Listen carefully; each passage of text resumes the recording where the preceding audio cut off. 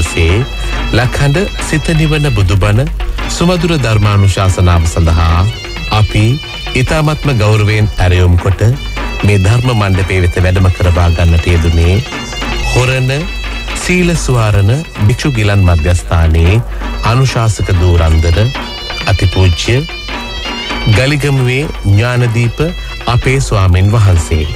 අපේ හාමුදුරුවනේ ඔබ වහන්සේව ඊ타මත්ම ගෞරවයෙන් පිළිගනිමින් සදහැසිතින් ඇරයුම් කරනවා මේ සියලු දෙනා වෙනුවෙන් ලක්හඬ සිත නිවන බුදුබණ සුමధుර ධර්මානුශාසනාව පවත්වන හැටියට. අවසරයි අපේ හාමුදුරුවනේ. සාදු සාදු සාදු. සමන්තා චක්ඛවාලේසු අත්‍රා ගච්ඡන්තු දේවතා සද්ධම්මං මුනි රාජස්ස සුනන්තු සග්ග මොක්ඛදං ධම්ම ශ්‍රවණ කාලෝ අයං බදන්තා ධම්ම ශ්‍රවණ කාලෝ අයං බදන්තා ධම්ම ශ්‍රවණ කාලෝ අයං බදන්තා.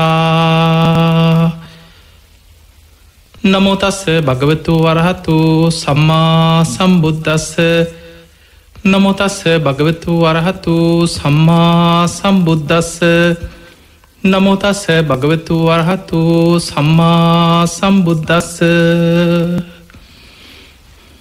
හැම දිනාටම තෙරුවාසන්න ප්‍රාර්ථනා කරමින් අද අපි ඔබ හැම දෙනෙක්ගේම ජීවිතයට ඉතාම වැදගත් ඔබේ ජීවිතය තුළ ඇතිකරගත යුතු සතර බ්‍රහ්ම විහරණ අතර ඉතාම වැදගත්ම දෙයක් වන මුදිතා ගුණය, ඉරිසියා නොකිරීම, මුදිතා ගුණය කොහොමද ධර්මය තුළ මේ ගුණය දියුණු කරගන්න ආකාරය ගැන සඳහන් වෙන්නේ, කොහොමද අපි අපේ ජීවිතය තුළ මේ වැනි ගුණ ධර්ම ඇති කරගන්නේ, අද දවස ධර්මානුශාසනාවෙන් අපි ඒ ගැන කතා කරන්නේ.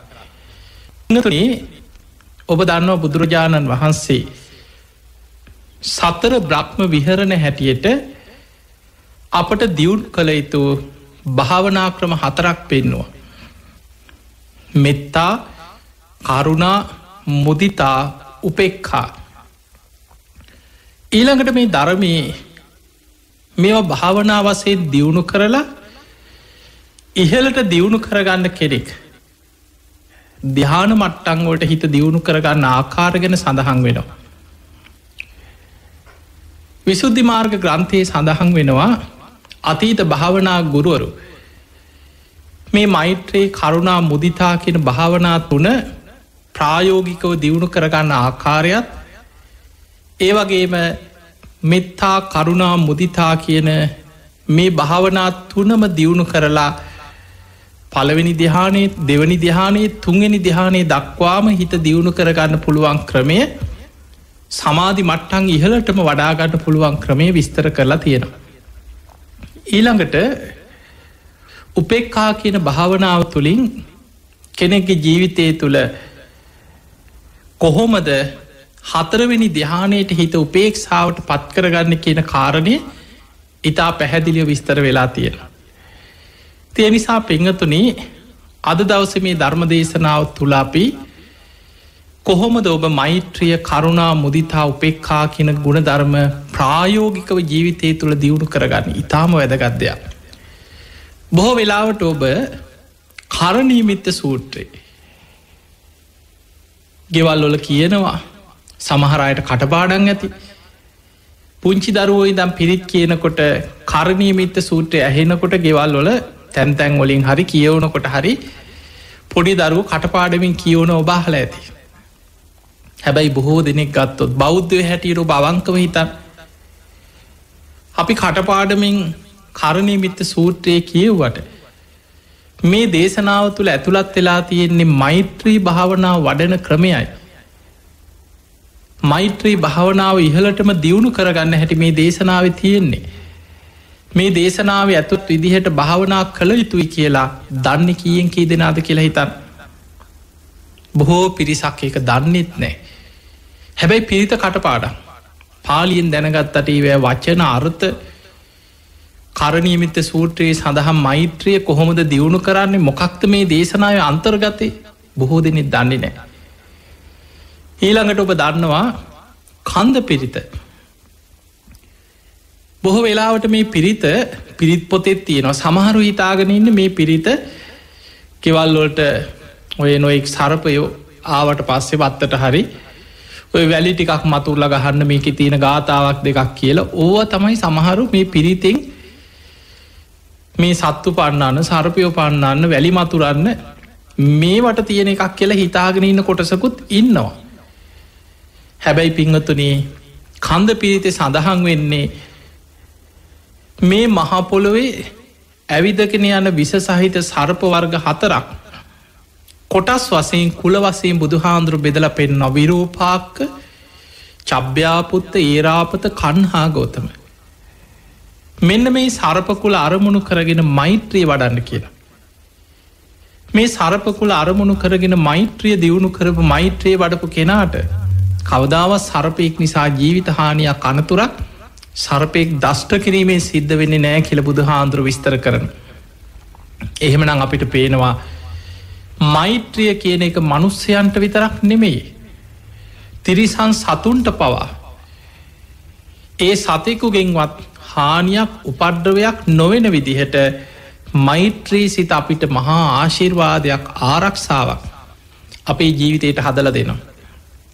මේ කන්ද පිරිත සඳහන් වෙනවා තමන් මෛත්‍රී කරන විරූපක්කේහි මේ මෙත්තං ඒරාපතේහි මේ චබ්භ්‍යාපුත්තේහි මේ මෙත්තං කන්හා ගෝතම කේහිච. ඒ සර්ප කොටස්වලට සර්ප කුලවලට මගේ මෛත්‍රිය වේවා කියලා මෛත්‍රී වඩන.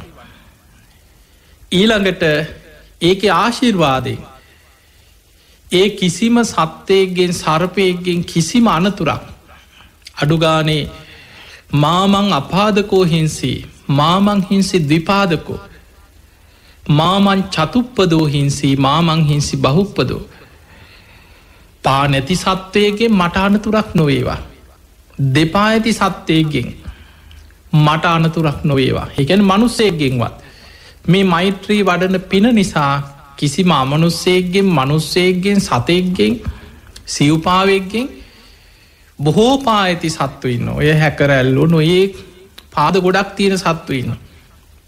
එවැනි සතෙක්ගෙන්වත් පුංචිම හෝ විපතක් අනතුරක් නොවේවා. එතකොට බලන්න මෛත්‍රී ආශිර්වාදයෙන් කොච්චර තමන් රැකෙනවාද. තමන්ට කොච්චර ආශිර්වාදයක් මේ මෛත්‍රිය තුළ තමගේ ජීවිතයට රැස්වෙනවාද. ඒ නිසා ප්‍රායෝගිකව භාවනා වශයෙන් පුරුදු කරගත යුතු දේවල් ධර්මය සඳහන් වේ. හැබැයි බොහෝ දෙනෙක් පුරුදු වෙලා ඉන්නේ ඒ දේශනාවක අර්ථය අරගෙන තමන්ගේ ජීවිතයට අර්ථය ගලපගෙන ඒ තුළින් තමන්ගේ ජීවිතයේ ධර්මානුකූලෝ සකස් කරගන්න නෙමේ. සමහරු එක පිරිතක් හැටියට කියන්න. එක මන්තරයක් හැටියට පාවිච්චි කරන්න. දැන් ඔබම බලන්න රතන සූත්‍රයේ. කොච්චර බලවත් දේශනාවද හැබැයි සමහර පොත්පත්වල සමහර පැරණි පිරිත් පොත්වල පවා. මොකද පිරිත් පොත බුදුරජාණන් වහන්සේ හදල සංගායනා කරලා රහතන් වහන්සේලා පිරිත් පොතේ තියෙන්නේ බුද්ධ දේශනා තමයි. හැබැයි ඒ පොත පසුකාලීනව සකස් කරගත්ත බුද්ධ දේශනා ඇතුළත්ව සකස් කරපු ප්‍රන්තයක්. ඒ පිරිවානා පොත් වහන්සේගේ බුද්ධ දේශනාවලවත් මූලික බණවරවල කිසිීම ප්‍රශ්නයක් නෑ සියල්ල බුද්ධ දේශනා. හැබැයි සමහර පිරිත් පොත් තියෙනවා ඒවැ අවසානයට එක කෙනාගේ අදහස් ඇතුල් කරලා එක ගාථා පස්සේ හදපු ඒවා ආශිර්වාදේවා දේව කන්නලව් කරනේවා ඒ ගාථාවලින් කරන යම් යම් ගුරුකම් මන්තර යන්තර ඉදන් තියෙන සමහරයවතින රතන සූත්‍ර ගාථාවෙන් ගාථාව යන්තර හදල. එතකොට මේ වගේ මේ බුදු හාමුදුරන කාලේ යන්තර හදනේවා මන්තර ගුරුකං වලට පාවිච්චි කරනයා බැලිහි නේවා ඒව කොහෙව බුද්ධ දේශනාවල නෑ. එහෙනම් අපිට පේනවා පසු කාලීනව එකෙක් කෙනා තම තමන්ට මේ දේශනාවල කොටස් සරගෙන වෙන වෙනම පැතිවලට පාවිච්චි කරලා තියෙන. පිංහත්තුනි අපි මේ බුද්ධ ශාසනයක් ලැබිච්ච වෙලාවේ ධර්මය පරිහරණය කරන්න ඕනේ. ධර්මය කියන්නේ අපිට ඕන විදිහට වෙනස් කර අපේ අදහස් වලට අනුව අපිට ඕන විදිහට ගලපමින් මේක මෙහෙම කරන්න මෙහෙම කරන්න ඒ විදිහට වෙනස් කර එකේ අලුත් අත්හදා බැලින් කරන්න දෙයක් නෙමෙයි. බුද්ධ දේශනාව කියලා කියන්නේ බොහෝම ගෞරවෙන් ඒ දේශනාව අපි ආරක්ෂා කරගෙන යා යුතු දෙයක්. බුදු කෙනෙක් ඒ ධර්මය අවබෝධ කර ගැනීම පිණිස මේ සංසාරය කොච්චර කැපකිරීම් කරාද කියලා ඔබ මොහොතක් හිතන්. දීපංකර පාදමූලි විවරණ ගැනීමට පෙරම සොලොසා සංකයේ කල්ප ලක්ෂයක් මනෝ ප්‍රනිධානයත් වාක් ප්‍රනිධානයත් සම්පූර්ණ කළ තමයි අෂ්ට ධර්ම සමවධානයෙන් විවරණ ගත්තේ. ඒ විවරණ ගත්තට පස්සේ දාන සීල නෛස්ක්‍රම්‍ය ප්‍රඥා වීරිය කන්ති සච්ච අධිට්ඨාන මෛත්‍රී උපෙක්ඛා මේ කියන දසපාරමී ධර්ම පාරමී හැටියට උපපාරමී හැටියට පරමත්ත පාරමී හැටියට ජීවිත පරිත්‍යාගෙන් සංසාරමියව පුරුදු කරගෙන ඇවිල්ල.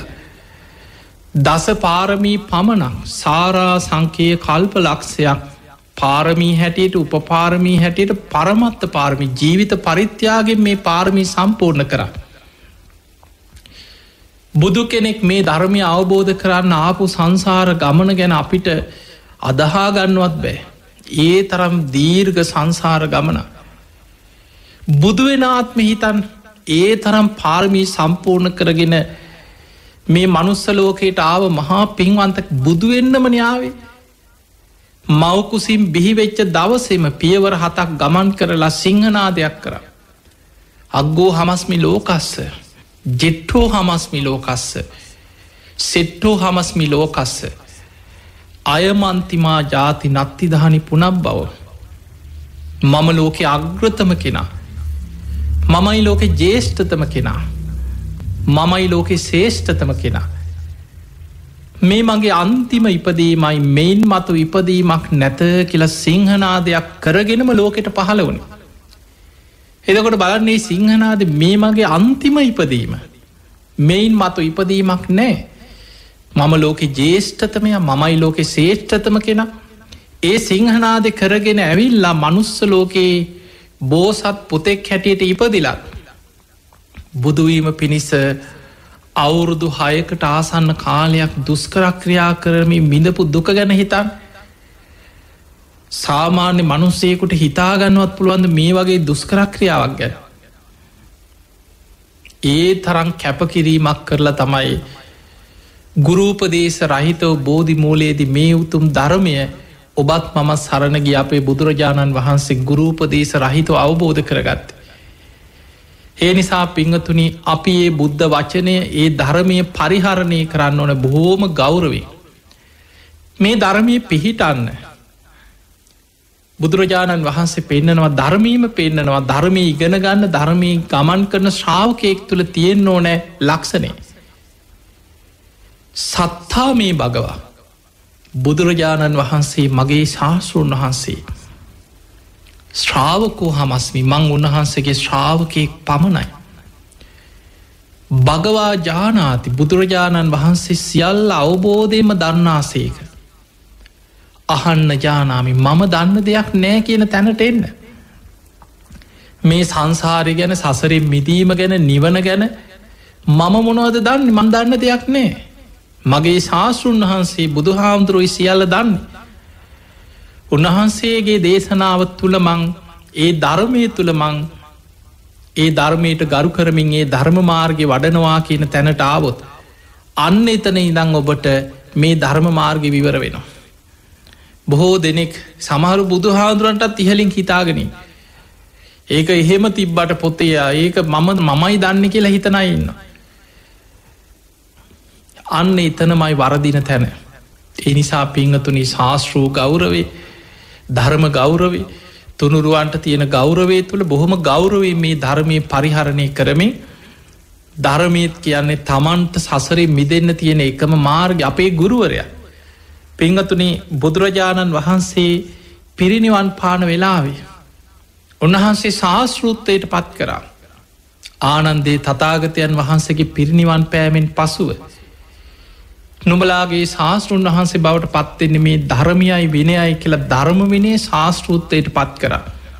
ගුරු තනතුරට පත් කරලා අපේ බුදුරජාණන් වහන්සේ පිරිනිවන් පෑවේ. එහෙනම් අද අපේ ශාස්තෘන් වහන්සේ තමයි බුදුරජාණන් වහන්සේ අවබෝධ කරගෙන උන්වහන්සේ දේශනා කොට වදාළේ ධර්ම විනය.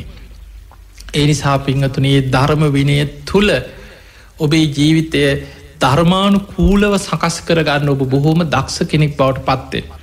ඉතින් අද ඔබට මේ ධර්මානු ශාසනාව තුළ විශේෂෙන් පැහැදිලි කරලා දෙන්න. වර්තමානය අපිට පේනවා ලෝක දිහා බැලුවත් මේ කෙලෙස් සහිත මිනිස්සු තුළ මේ ස්වභාවය කාතුලත් තියෙනවා. හැබැයි ඒක අඩු වැඩිකන් තියෙනවා. දැන් බුදුරජාණන් වහන්සේ ලෝකයේ මනුස්සයෝ දිහා බුදු ඇසින් බැලුවේ හැමෝගෙම හිත්වල කෙලෙස්වල ස්වභාව එක වගේ නෙමේ.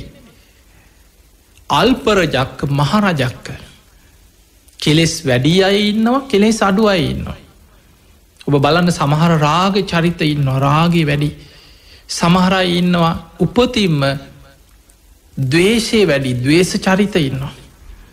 සමහරවති ඉන්නවා හිතේ විතර්ක වැඩි හැම වෙලේම ඔලු අවුල් කරගෙන හිත විසිරීලා අරක කොහොමද මේක කොහොමද ඒක කෝද හැම වෙලාම අවුල් සහගත චරිත ඉන්නවා. විතක්ක චරිත ඉන්න සද්ධහා චරිත ඉන්න. බොහොම සද්ධාවන්තයි ඉන්න. කෙලෙස් අඩුවයි ඉන්න වැඩිය ඉන්න පොඩ්ඩ ඇත්නම් කේන්ති යන ඉන්න.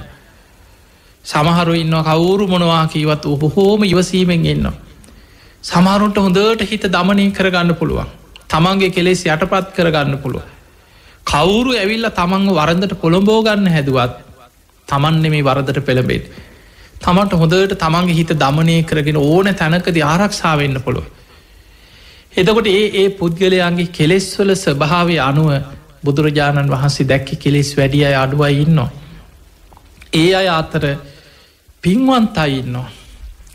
ඒ අයට මේ ධර්මය ලැබුණොත් පින් ඇති අයින්නවා වීරියෙන් කෙලෙස් යටපත් කරගෙන පාලනය කරගෙන මේ ධර්මය අවබෝධ කරගන්න දක්ෂාය.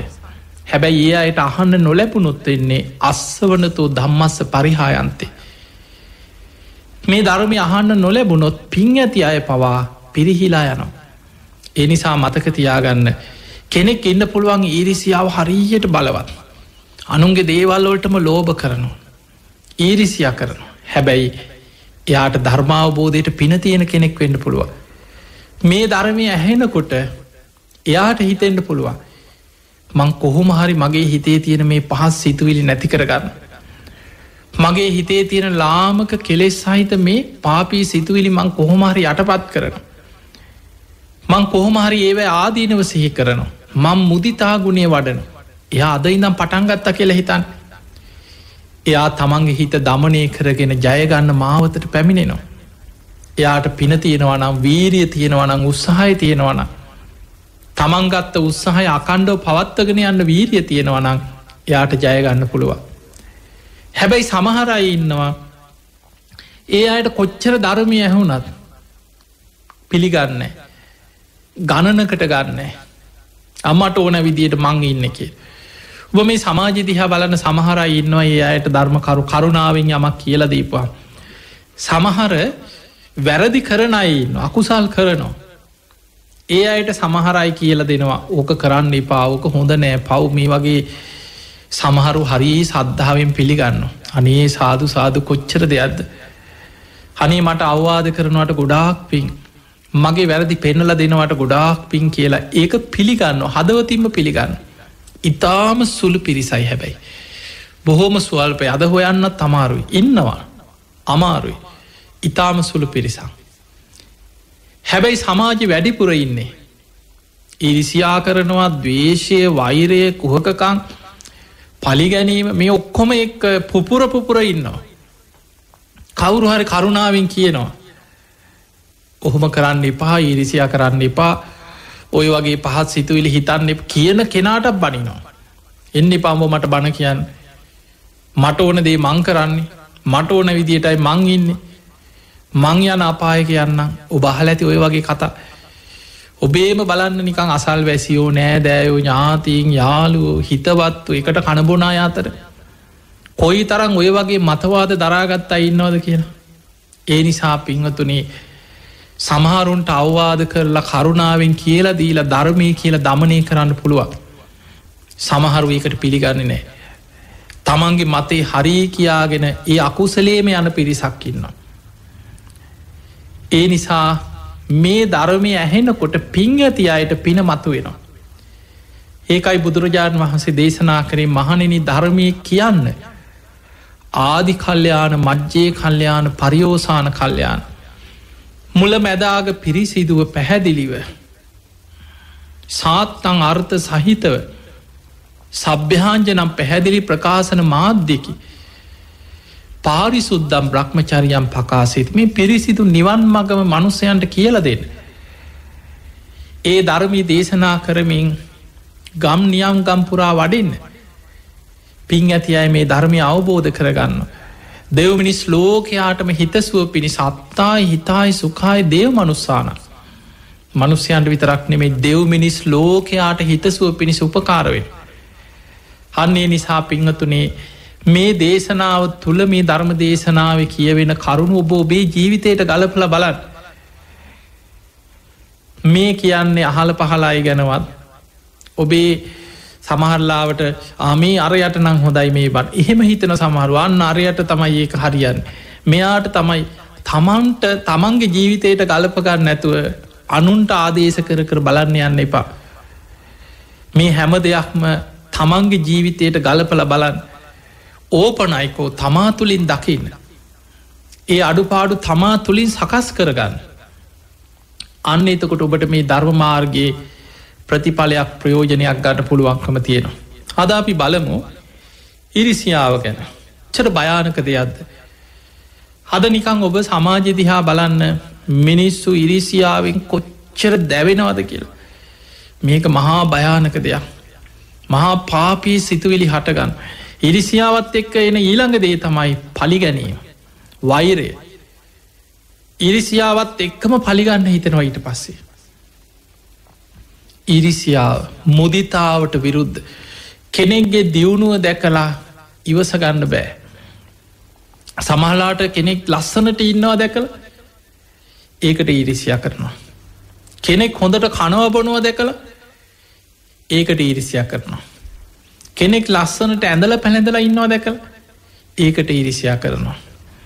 කෙනෙක් හොඳට ඉගෙන ගන්නවා දරුවෙක් ඒකට ඉරිසියා කරනවා.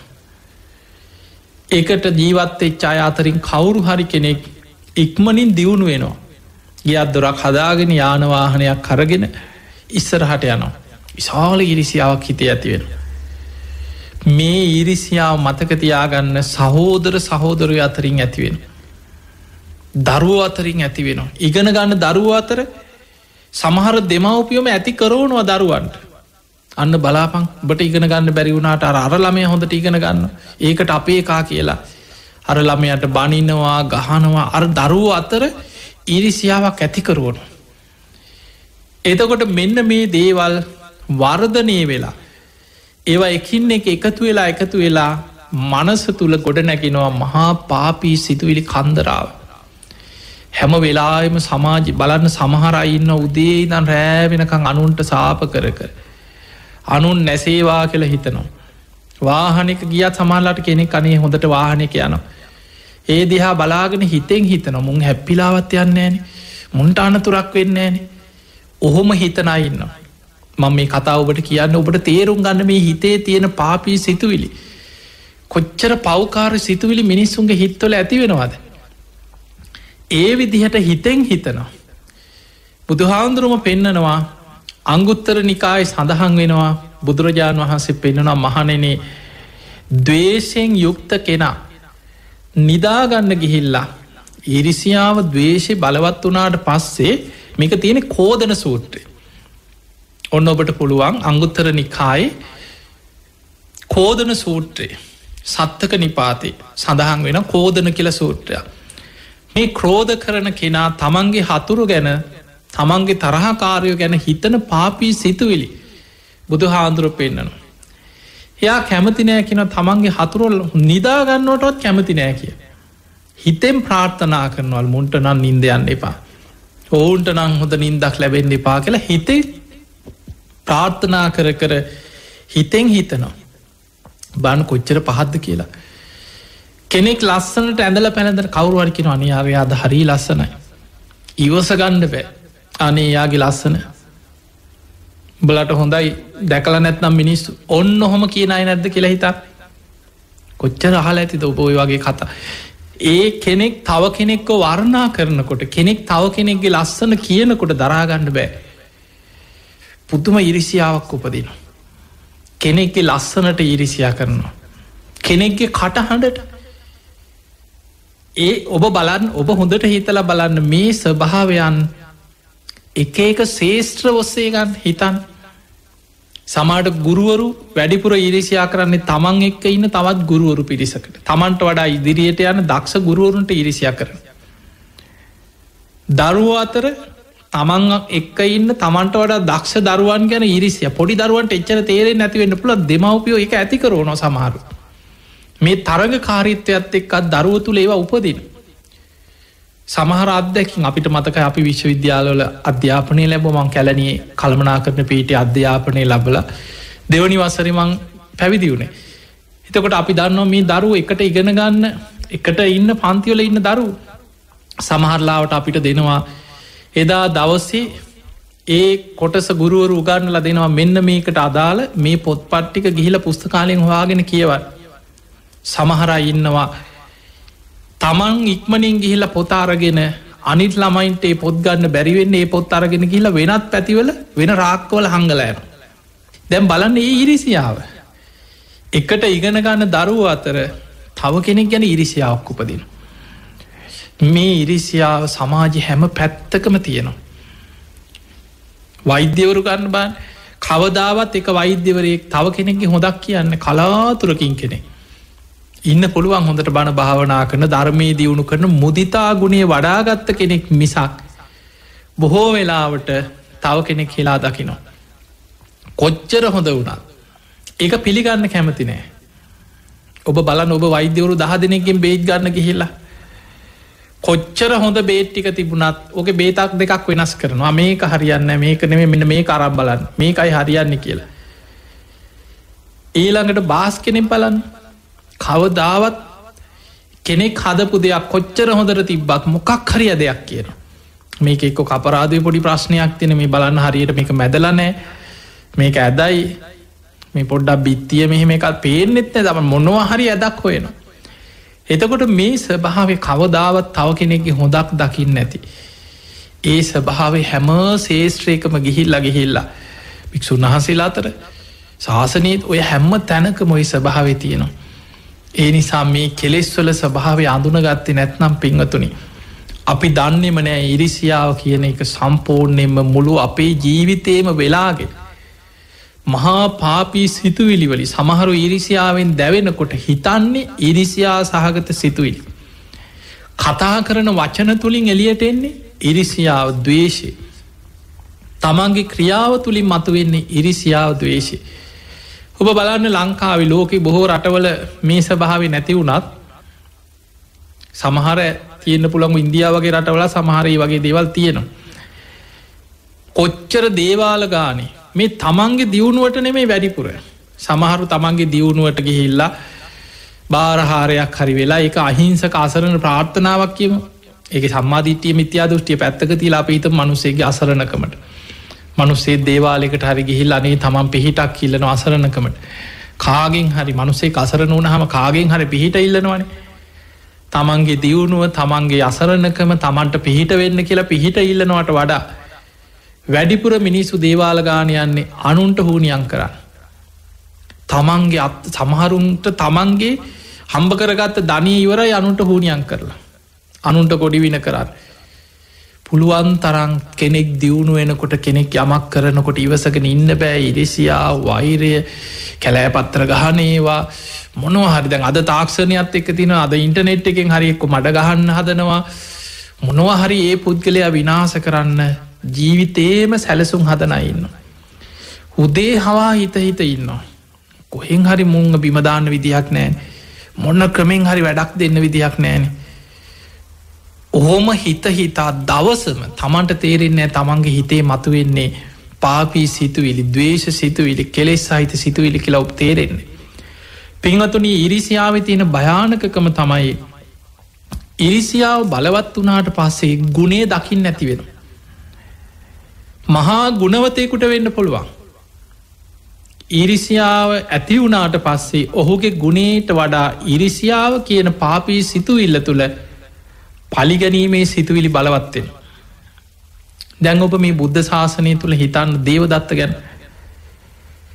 දේවදත්ත පැවිදි වුණේ අපායන්නද? කවුරුවත් පැවිදි වෙනවද අපායන්න කියලා හිතාගෙන? ඔබම හිතල බලන්න. මේ කියන දේවල් ඔබ ඔබේ නුවනින් විමසල බලන්න මේක ඇත්තනෙන්නම් කියලා.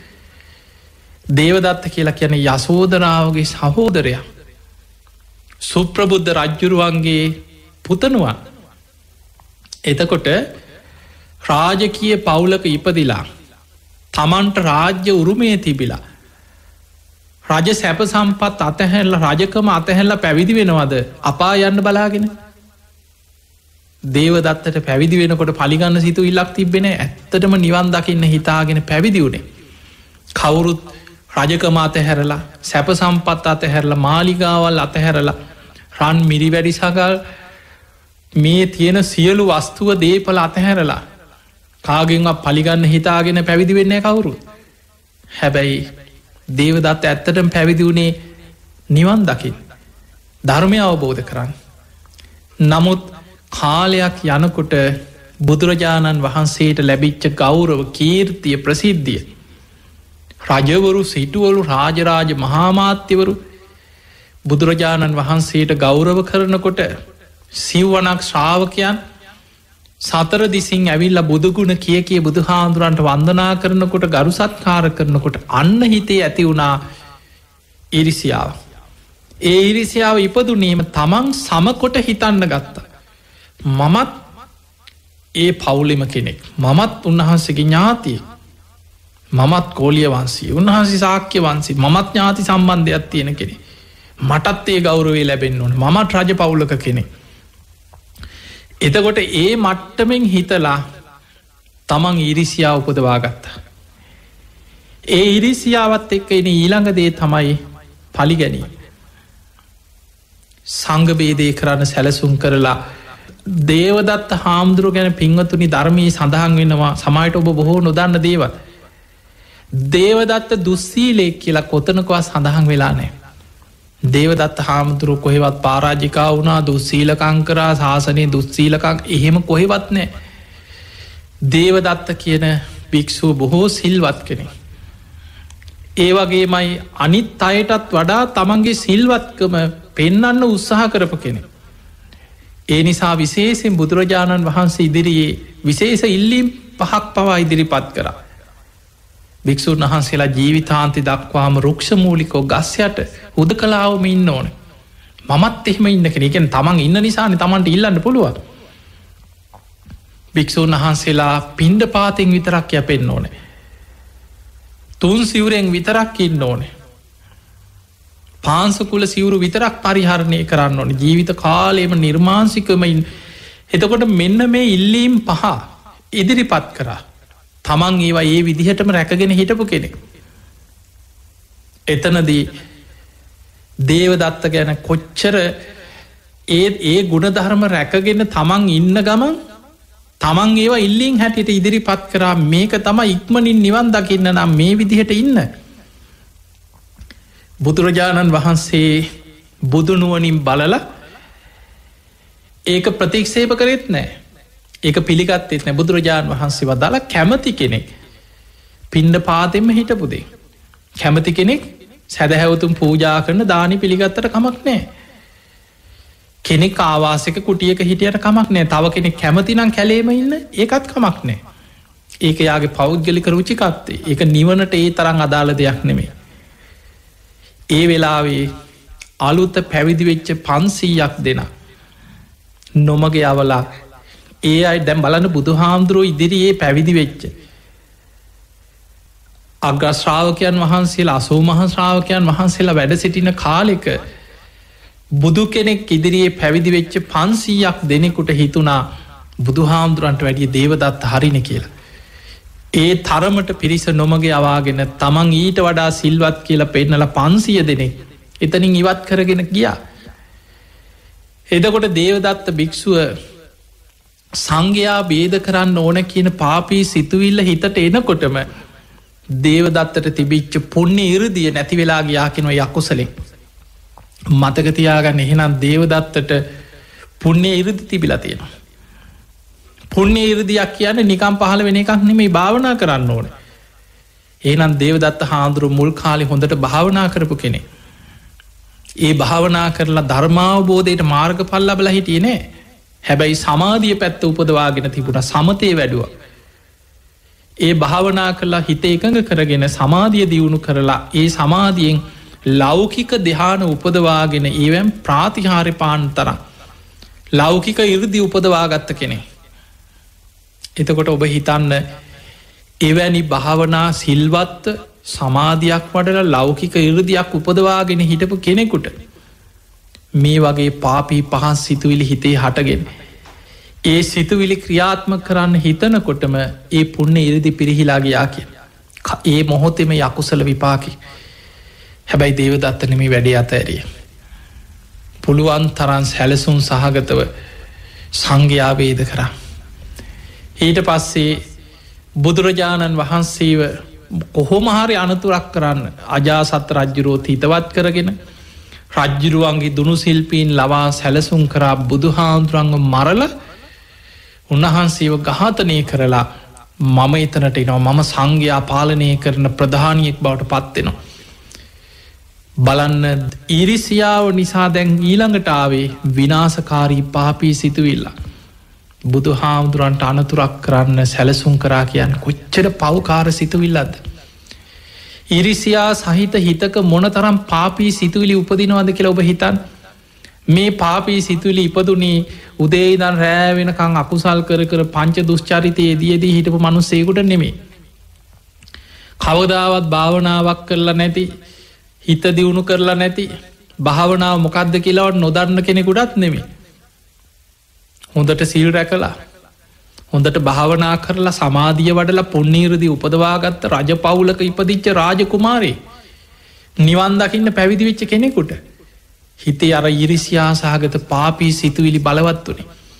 ඒ පවකාර සිතුවිලි බලවත් එනකොට ඒ තුළ අයෝනිසෝ මනසිකාරය යෙදෙන්න කොච්චර තමන් ඒ පවකාර ක්‍රියාව සැලසුම් කර ඉස්සරහට ගියාද කියන්නේ අජාසත් රජ්ජුරුවන්ගේ දුනු සිල්පීන් යොදෝල බුදුරජාණන් වහන්සේ මරන්න සැලසුම් හතුව. ඒකට රජ්ජුරුවන්ගෙන් උදව් ඉල්ලගෙන දුනු සිල්පීන් යෙදෙව්වා.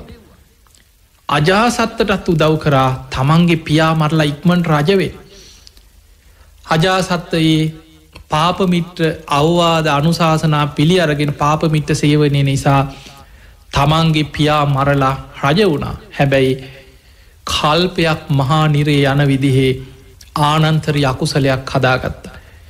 එතකොට බලන්න මිනී මැරුමකට රජ කෙනෙක් මරන්න රාජ කුමාරයකුට අවවාද කර අනුශාසනා කරලා නොමග යවලා මිනී මැරුමක් කෙරෙව්ව. වැරදි උපදෙස් වැරදි මඟ පෙන්නීම් වැරදි අනුශාසනාවල ප්‍රතිඵල ඒ කරේ තමන් ඊලක්හිට ගන්න. ඊට පස්සේ අජාසත්තව යොදෝගෙන දුනු සිල්පීන් ටික ඉල්ලගෙන බුදු හාන්දුරු මරන්න සැලසුම් හැදුව.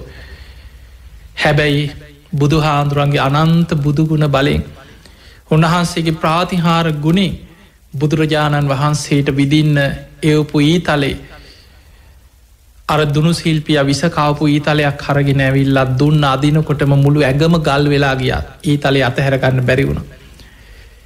අවසානි බුදුරජාණන් වහන්සේ ඔහුට පිහිට වුණ ඔහුට දහම් දෙස්වා ඔහු ධර්මය අවබෝධ කරා. ඊළඟට ඒ සැලසුම තුළ යොදෝපු තව දුනු සිල්පින් ඔක්කොම 36 දෙනේ. ඒ හැම දෙනාම් බුදුහාන්දුරන්ගෙන් බණහල ධර්මය අවබෝධ කර. දැම් බලන්න ඉරිසියාව ඇතිවීමේ භයානකකම බුදුරජාණන් වහන්සේ මරන්න රාජ අනදීල යොදෝපු රාජ බටයෝ ටික දුනු සිල්පීන් ටික ඒ ක්‍රියාන්විතයට යොදෝපු ටික ඇවිල්ල බුදුන් සරණ ගිය. දැන් දේවදත්ත හාන්දුරන්ට හිතුනද අනේ මං වැරදි. බුදුරජාණන් වහන්සේ කොච්චර ගුණවන්ත කෙනෙක්ද. මේ දුනු ශිල්පීන් හැමෝම තෙරුවන් සරණ ගිහිල්ලා මං මේ අතහැරලා මමත් බුදු හාමුදුරුව ගැන හිත පහදව ගන්න මං ආයද ඉදන් ඒ වැරදි කරන්න. එහෙම හිතුවද? ඉරිසියාවේ තියෙන භයානකකම ඒකයි. ඉරිසියා සහිත සිතුවිලි එන්න තමන්ගේ ඉලක්කේ නැතිවෙච්ච ගමන් තවත් බලවත් වෙනවා. ඊට පස්සේ හිතුවා මේක මිනිස්සු දාලා කරන්න බෑ, කොහොමහරි වැඩේ කරන්න ඕන. දැන් උදේ දවල් රෑ කල්පනා කරන බුදුහාඳුරන්ට අනතුරක් කරන්න. ඊට පස්සේ මතක් වුණා හිප්පිත් නැති මිනිස්සු යොදවන්න බෑනේ, තිරිසනේ. රජ්ජුරුවන්ගේ ඇත්ගාලේ හිටමු නාලාගිරි කියන හස්තිය. මේ ඇතාට රාකල පෝලා හින්දුවෙන් ඇනලා කුලප්පු කරලා බුද්ධ ප්‍රමුඛ සංඝයායන මග පාරට අතහැරියා. හැබැයි අනන්ත බුදුගුණ බලයෙන් බුදුරජාණන් වහන්සේගේ මහා ප්‍රාතිහාර බලයෙන් මේ වෙරි වෙලා රාකල පෝල හින්දුවෙන් ඇනලා කුලප්පු කළ අතහැරපු හස්තියා බුදුන් ඉදිරියේ දමනය වෙලා දනගහලා හොඳ වැල උස්සල බුදුහාදුරන්ට වන්දනා කර. මේ හස්තිය දමනය වුණ. දැන් ඔබ හිතන්න වෙන කෙනෙක්න සාමාන්‍ය මනුස්සයෙක් නං පහදින්න කාරණයක් නෙමෙයි දෙක. වෙන කෙනෙක් නං හිතන වනේ මේ තිරිසන් සතා රාකල පෝලා සිහිකල්පනා විකෘති කරලා කුලප්පු කරලා හෙන්ඩුවෙන් ඇනල අතහැරපු මේ සතත් බුදුහාදුර ළඟ දන ගැහුවනං උන්වහන්සේ මහා ගුණවන්ත කෙනෙක්, උන්වහන්සේ මහා පොදුම කෙනෙක්. අනේ මට වැරදුනා මං බුදුන් සරණ යනවා කියලා හිතනවනේ. ඒත් හැදෙන්නේ. ඒක තමයි ඉරිසියාවේ භයානකකම. ඉරිසියා සහිත සිතුවිල්ල තියෙන භයානකකම තමයි ඊට පස්සේ කල්පනා කරා මේකට මිනිස්සුය දෙව්වා ඒක හරි ගියෙත් නෑ. තිරිසන් සතෙක් එදෙව්වා ඒක හරි ගියෙත් නෑ. මම්ම වැඩේ දෙන්නම් මගේ අතිම්ම කරන්නම් කියලා බුදුරජාණන් වහන්සේට ගලක් පෙරලන්න සැලසුම් කරලා උන්වහන්සේට ගලක් පෙරලුව. හැබැයි මහා බුදුගුණ බලයෙන් ඒ ගල පෙරලෙනකොටම පොළොවෙන් ගලක් මතු වෙලා මේ ගල නතර වුණ. නමුත් මේ ගල් දෙක එකට ගට්ටනය වෙනකොට පුංචි ගල් පතුරක් ගැලවිලා විසි වෙලා ගිහින් සිරි පතුලි වැදිලා ලේ කැටියක් පිරෙනවා.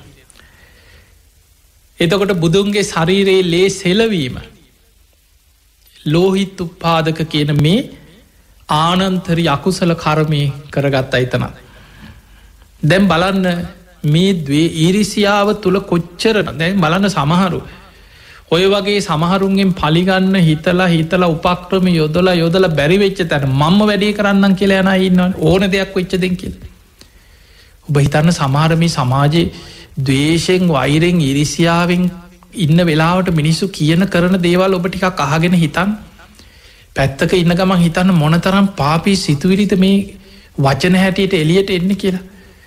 සමහරු අපායට බයනෑ ඕන අපායක ගියදෙන් කියන කීදෙනෙක් ඉන්නවද මුන්ගෙන් පලිගත්තර පස්සේ මං අපාය ගියත් කමක් නෑ කියන ඉන්න මට අපාය හොඳයි කියන කොට සක්කින් දවේශය බලවත් වනාට පස්සේ මිනිස්සුන්ට අපායත් කමක් නෑ කියලා හිතෙනවා. එච්චරකට ඉරිසියාව දවේශය කියන පාපී සිතුවිලි වලින් මනස වැහිලෑන නුවන වැහෙන. සමහරුන්ට මැරිලනේ අපායන්නේ මේ ජීවිතේ හිරේ ගියත් කමක් නෑ. එල්ලුංගහට ගියත් කමක් නෑ. ඕන දෙයක් මට වෙච්චදෙන් කියන අය නැද්ද කියලා හිතන්.